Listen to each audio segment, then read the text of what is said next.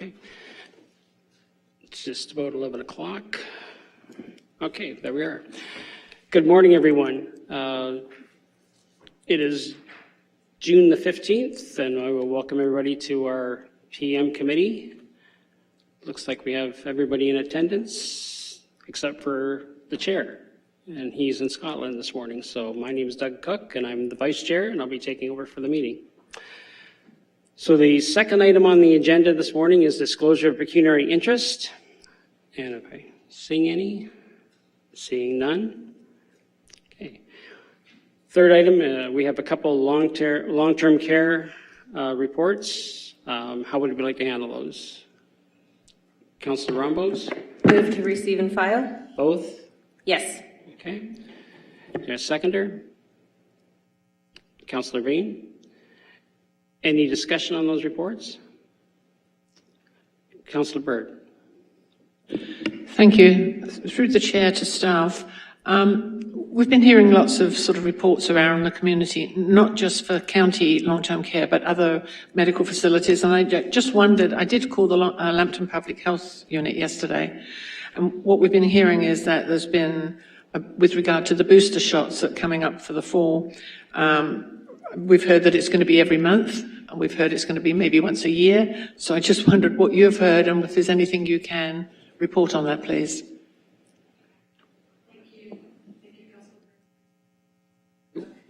Our residents who have been eligible or consented to the fourth booster have already had it, and we're providing that in the home.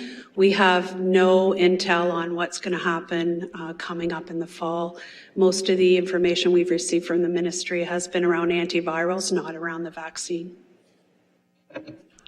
Many thanks. Any other questions? Anything else you want to add to the reports at all, Ms. Chores? Okay. Good motion to, pardon me, vote on the motion. All in favor?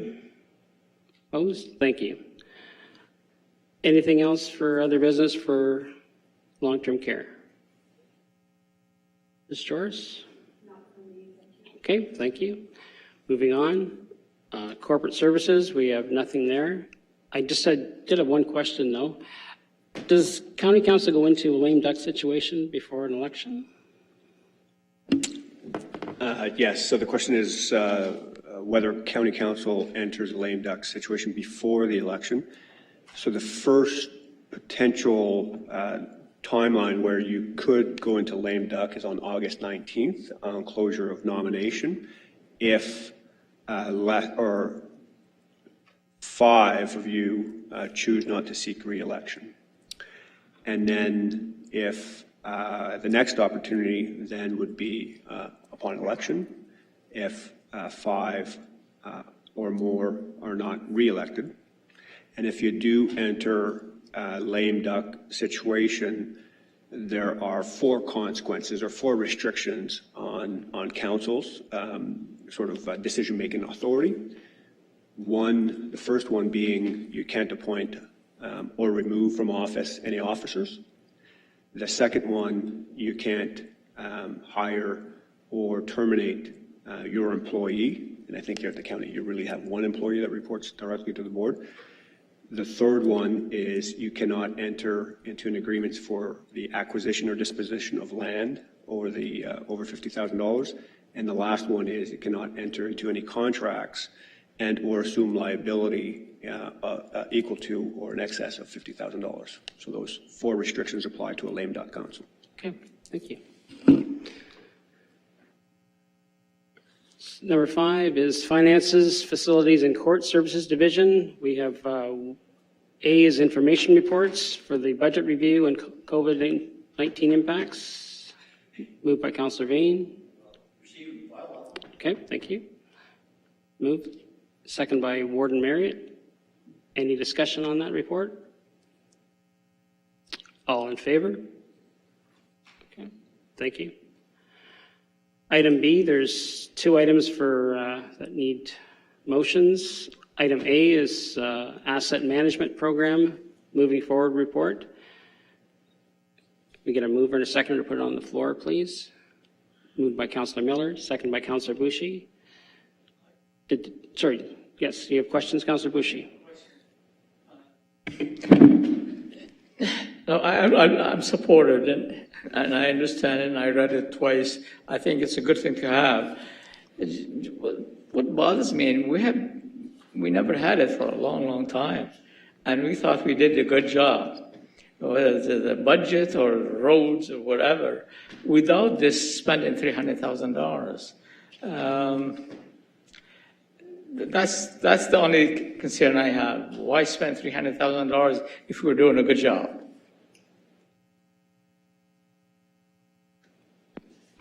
Through the chair, very good question. The reality is we have new provincial regulations that wants to ensure that we continue to do a good job, and most municipalities across Ontario are moving towards an asset management team, and it ensures that it provides county council as well as the administration the confidence level that when you're dealing with about $1 billion worth of assets or more, there's asset management plans in place in each of the key critical service areas to ensure those assets are managed and monitored and utilized effectively, and nothing gets lost through the process. We have done a good job, absolutely, and we want to continue to do a good job for the future. Any follow-up? I support it, except that I just wonder about the $300,000 that Okay. Okay. Councillor Vane.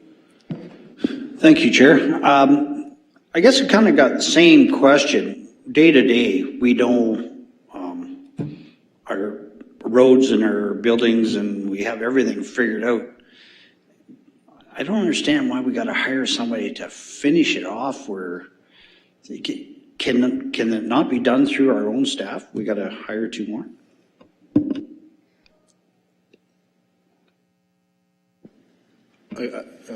Through the chair again, through the enhanced provincial regulations and so forth, you really need more detailed asset management plans in place. In the past, municipalities tried to do it with the existing staff by adding steering committees and so forth.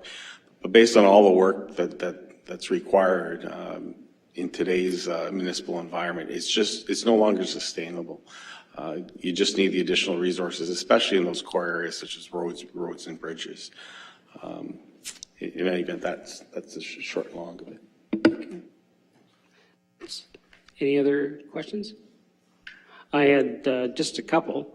The 2.5 FTEs, will they become part of the complement going forward after the 3 years are up? Will they stay as part of our complement? Again, through the chair, very, very good question. My understanding for this year, we're going to try to implement. The request is to add 2.5 FTEs for the 2022 year. It'll be in front of you for 2023. My best estimate is that this will be a permanent, ongoing expenditure. We will look for potential savings from within in order to absorb any impact on the municipality. But this is a dedicated team that basically looks at ensuring what your resources are corporately rather than singularly focused. In the past, most municipalities particularly looked at your roads and bridges and forgot about some of the other key essential assets such as potential long-term care centers, parks and recreation arenas, admin buildings, and so forth. So when you take a look at it from a corporate view, and you have a team looking at it, what you're trying to do is trying to integrate your asset management plans with your overall annual budget. And there's a linkage and an interchange between the asset management plan and the budget. So that's really the reason for it, so that there's a comprehensive understanding. And the province requires that asset management plans be updated for core and non-core assets as listed in the legislation. Thank you. Second one that I had, this is another one. With this program, it's implemented at the county level. Every municipality, even lower tier, is going to have to do the same thing. Will this information hopefully be shared, or will there be training provided if necessary, to the lower tiers if they are asking for it to get their program going forward? Absolutely. For MFOA, Municipal Finance Officers Association, they're preparing seminars and training sessions on just the whole concept of developing an asset management plan, and any expertise that the county gets, develops, will be shared with our locals. It's important that we recognize what our asset inventories are the replacement value of those assets, and the best way to ensure that they're properly maintained and updated and upgraded as required. Okay, thank you. All right, Councilor Rampots. Just wondering, like, oftentimes good planning can save you a lot of money in the future. So do you predict that if we have a better asset management plan going forward, we can, do cost savings that will pay for these employees in the long run? Like, if you save so much because you're taking on two projects together or bundling things that need to be taken care of because of that extra planning and things like that, that you could end up actually further ahead cost-wise? Again, through the chair, a very, very good question and a great comment. I often, staff often hear me say, you fail to plan, you plan to fail. So basically, if you have appropriate planning in place with your key assets, they don't get deteriorated to the level where it costs you 3 times as much. So if you basically invest in a timely staged fashion, it will save you, or it might not save you, but avoid significant costs that the county can incur. Okay. Councilor Boucher. Just forgive me. I have bad taste in my mouth about a consultant. Everything when I do in the city will get a consultant. Just to give you an example at the top of my head, we went to Centennial Park. We got to improve that park with everything. We spent $15.5 million. We didn't improve anything. We paid the consultant $1.5 million, I think, $1 million. And then another one is at Harry Turnbull Park. It's just a small park. We hire a consultant. Every time we want to do something, we hire a consultant. And Harry Turnbull Park still the same, never changed. But I support it, but you pay $300,000 hoping to get a better performance. But in my opinion, the county has done a tremendous job with what we have, and you guys do a good job. The budget was good and everything else. But anyway, that's my opinion. Thank you. Any other questions? Call the vote. All in favor? Opposed? Okay, thank you. So item B has number of attachments to it. Financial policies report. Can we get a mover and a seconder to put it on the table, please? Councillor Bean and Warden Marriott. Any questions regarding this lengthy report? Councillor Rampots. I'm just wondering, how this is going to work in the future. Will county council be restricted in their decision-making abilities based on, well, this is the policy that was set out for this type of, I'm thinking for procurement policies. We're just following procurement policies, so that's the way it's going to be. Is it going to limit county council from making decisions in the future, having these set policies?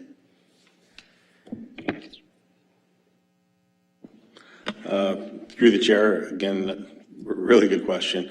I've been involved in a lot of policy development at the municipal level.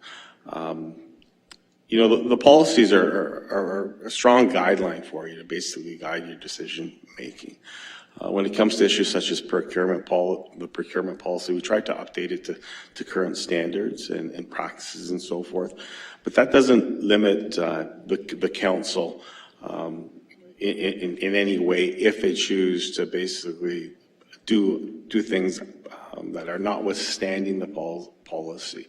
It's always best practice to follow your policies, and it's best practice to update those policies after, normally 3 or 4 years. But if you have to update them sooner, you can do that as well. So from my perspective, it just gives you a framework of the way you want to prepare your budget, the way you want to look at your debt, your reserves and your reserve funds, the way you do your procurement practices, and it's basically formalizing what's been happening here at the county in practice through policy. Okay. Any other questions for Treasurer? Again, I had a couple. Right now, we do not have any targets in place for I'm looking at policy 02, which is the reserve fund policy. Are there any targets in place right now currently for that? Right now, there is not, but with the adoption of this policy, we do have a table in there where we're going to try to achieve those targets, and it just provides us as a reminder as to where we are at as in achieving the targets. For example, the level of stabilization reserves that the county has. We're currently below that target. We're working hard in order to ensure that we meet that target, again, based on best business practices, and we'll continuously remind us on how we're doing. Okay. And I guess the second one relating to the same policy that I had, I know it ties into what the previous report was with your asset management, but are the percentages outlined, are they mandated or are these going to be suggested policies? Like I know right now they're suggested, but if council comes back and they override those policies to amend it to perhaps make a budget work better. There's strongly suggested and definitive policies that you have, but if you need to veer away from those policies, you always have the option to do that. But it's best business practice again to follow your own policies. Okay. Thank you. Any other questions regarding this report? All in favor? Opposed? Carried. Thank you. Any other business for financial services? Seeing none, move on to social services. There's A is a planning report, or information report for housing and homeless, and homeless planning progress report attachment. How do you like to move this? Councillor White, move. Councillor Bean, second. Any questions regarding the report? All in favor? Okay, carried. Item B is the information circles report update. Moved by Councillor White. The seconder, Councillor Miller. Any questions? All in favor? Okay. Any other business for Social Services Division? Seeing none. Okay. Did Ms. Colasanti, do you have anything to add? Valerie, did you want to add anything to this? No, nothing else at this time. Okay, thank you. All right, so item 7 is an in-camera, so we can get a motion to go in camera. Councillor Bean, seconded by Warden Marriott. All in favor? Okay, we'll just take a minute for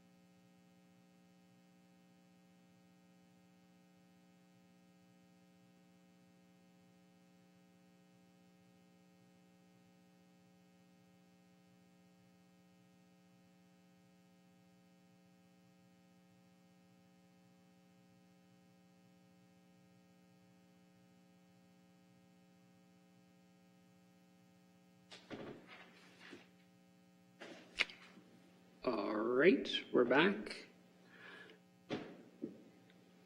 And we won't do a rise report at this time, do we? Nope, okay. All right, last item on the agenda is adjournment. And thank you everyone for, oh, Councillor V. No, I'm good. You're good to stay? Okay, all right. And seconder, Warden Merritt. Okay, all in favor?